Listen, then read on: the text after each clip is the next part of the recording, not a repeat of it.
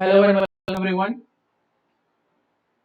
In this video, we are going to talk about the India and the oil import. Basically, India ने जो recently comment किया है कि हम Saudi Arabia के अलावा दूसरी कंट्री पे हम ध्यान देंगे, ऑयल वहां से इंपोर्ट करेंगे। तो कॉन्टेक्स्ट क्या है? India announce that it will look other countries to import crude oil. जो कच्चा तेल इंपोर्ट करता है वो दूसरे कंट्री से इंपोर्ट करने का सोच रही है इंडिया। क्यों सोच रही है? सऊदी अरेबिया ने कॉस्ट बढ़ा रखा है।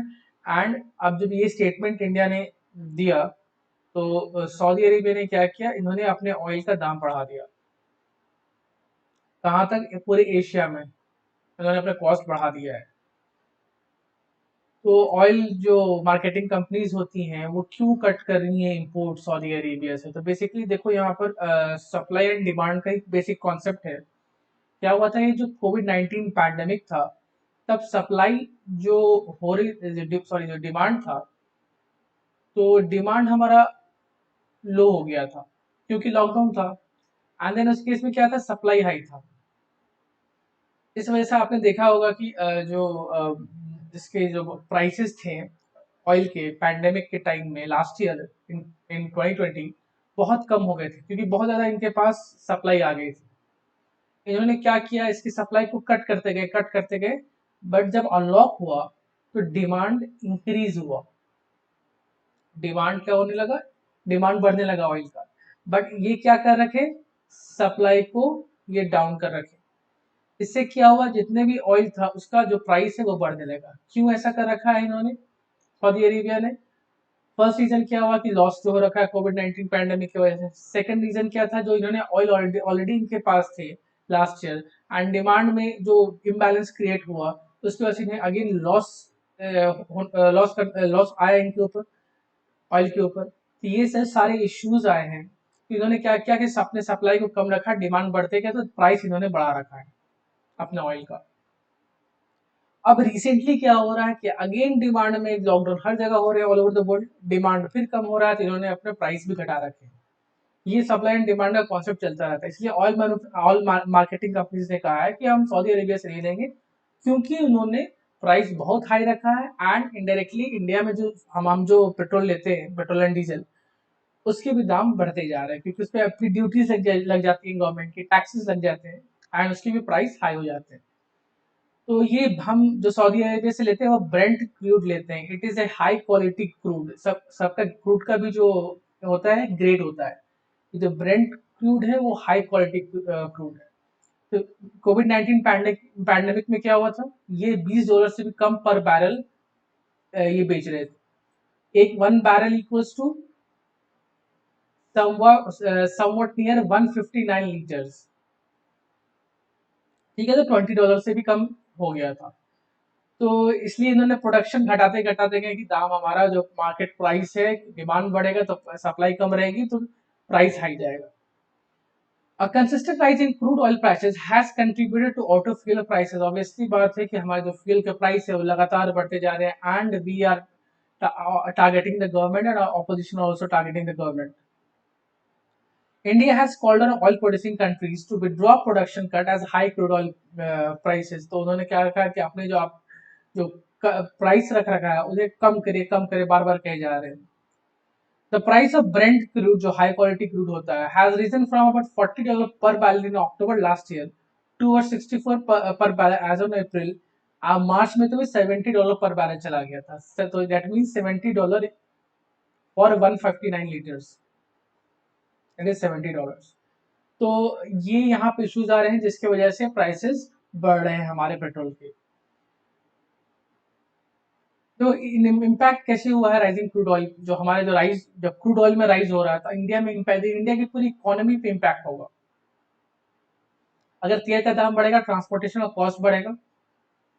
ट्रांसपोर्टेशन का कॉस्ट बढ़ेगा तो सारी चीजें महंगी हो जाएंगी, whether it is vegetable, fruits और कोई भी दूसरी चीज हो। दूसरी बात से क्या होगा कि ठीक है, इलेक्ट्रिफिकेशन हमारे रेलवेज में है, मेजोरिटी ऑफ द रेलवेज में, बट कहीं कहीं डीजल इंजन चलती है तो वहां पर भी कॉस्ट बढ़ जाएगा तो गवर्नमेंट लॉस करेगी क्योंकि वो प्राइस नहीं बढ़ाएगी टिकट्स की। ये सारे इश्यूज आ जाते हैं पूरी इकोनॉमी में अगर प्राइस बढ़ता है ऑयल का। A consistent rise in crude oil prices had led to the prices of petrol and diesel reaching a record high level across India. बहुत high हो गया है, with the price of petrol crossing 100 per liter in some parts of the country. 100 रुपए तक भी petrol जा चुका है। तो इस साल की स्टार्टिंग में गवर्नमेंट ने क्या किया, 7 रुपए पर लीटर से बढ़ा रखा। ठीक है, उसके बाद से क्या कर रखा है इन्होंने, अपने जो टैक्सेस हैं, central and state taxes, that is VAT है, एक्साइज ड्यूटीज है, इन्होंने बढ़ा रखा है। क्यों? क्योंकि देखो कोविड की वजह से इकोनॉमी हमारी जो इंडियन इकोनॉमी है बहुत ज्यादा लॉस में जा रही है ऑलरेडी। फ्रॉम 2017 और 18 समवेयर नियर हमारी इकोनॉमी नीचे जा रही थी कंटिन्यूसली। आई नीड 2020 में जो लॉकडाउन हुआ है तो बहुत ज्यादा इम्पैक्ट पड़ा हमारे इकोनॉमी में। एंड देन अभी फिर स्टार्टिंग हो गया, केसेस बहुत ज्यादा आ रहे हैं, तो गवर्नमेंट पार्शियल लॉकडाउन पे ध्यान दे रही है। तो इन्होंने एक्साइज ड्यूटी पेट्रोल बढ़ा रखे थे तो boost revenues amid lower economic activity, कि रेवेन्यूज गवर्नमेंट को ज्यादा जा सके। अब देखो सऊदी अरेबिया से जो हम इंपोर्ट करते हैं क्रूड ऑयल, कितना इंपॉर्टेंट है वो इंडिया से। तो सऊदी अरेबिया सेकंड लार्जेस्ट रहा सोर्स इंपोर्ट का after Iraq and was displaced by United States in February. तो यूनाइटेड स्टेट्स से भी बहुत ज्यादा इंपोर्ट कर रहे हैं एंड देन सऊदी अरेबिया से कर रहे हैं। तो हमारे लिए एक इम्पोर्टेंट, इंडिया के लिए जो इंपोर्ट है इस कंट्री से बहुत ही मायने रखता है, बहुत ज्यादा इंपॉर्टेंट है। India imported 2.88 million tons of crude oil from Saudi Arabia in January. So, जो 2.88 million tons is a very huge amount. ये data director general of commercial intelligence and statistics ने दिया था। 2.88 million tons is a huge amount.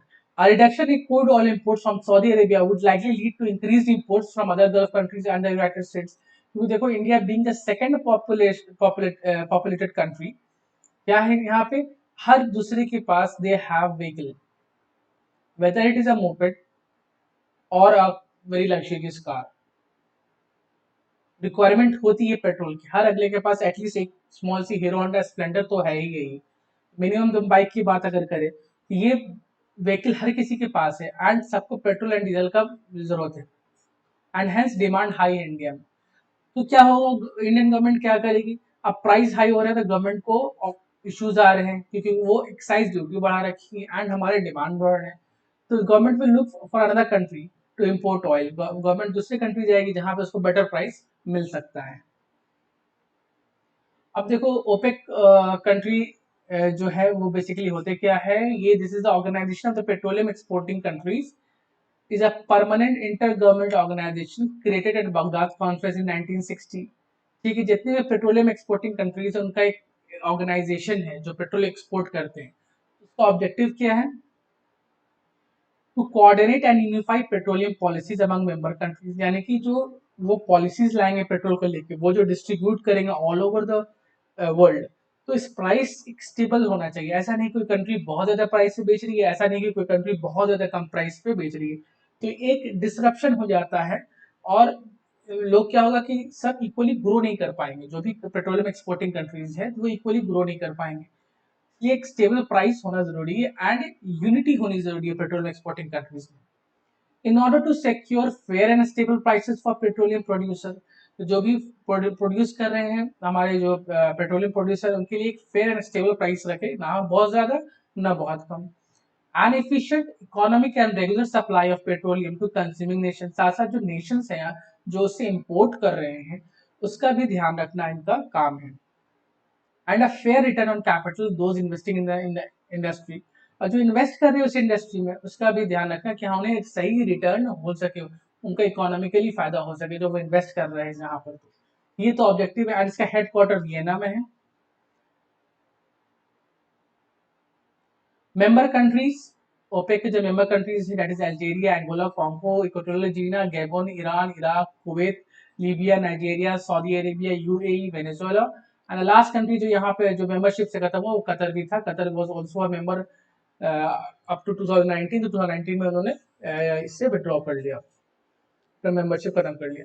Basically this was all कि prices बढ़ रहे हैं, अब तो प्राइसेस रिड्यूस हो रहे हैं क्योंकि अगेन लॉकडाउन हो रहे हैं, डिमांड कम हो रही मार्केट में, सप्लाई ज्यादा है। तो ये एक ओवरऑल इशू था जो इंडिया देख रहा है, इंडिया एंड सऊदी के जो रिलेशंस है उस पर भी इम्पैक्ट पड़ता है।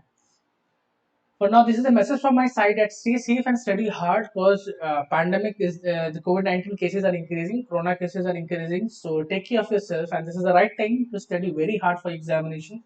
Revise as much as possible. And जो भी बुक्स आप रेफर कर रहे हैं उस पर ध्यान दें, बार बार रिविजन करें उस बुक्स का, and take care. Thank you.